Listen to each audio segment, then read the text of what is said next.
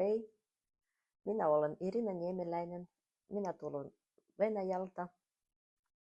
Mun äidinkieli on venäjä ja minä olen positiivinen, vastuullinen ja rauhallinen. Tällä hetkellä minä opiskelen sairaanhoitajaksi ja valmistun ensi vuonna. Mulla on vahva kokemus lähihoitajan ja minä oppinut siellä tunnistamaan ja arvioimaan asukkaiden vointia. Myös mulla on kliininen taidot ja minä haluan kehittää itseäni jatkuvasti. Minun vahvuudet ovat empatia, vastuullisuus ja positiivinen asenne.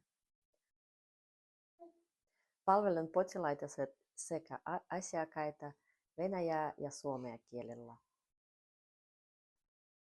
Olen kiinnostunut teidän työtä, koska minä halusin jatkaa muistisairauden kanssa ja ikäihmisten kanssa työtä. Työyksikössä, missä arvioidaan potilaita ja tuetaan asukkaita, tosi hyvin sopi mulle minun vahvuuteni.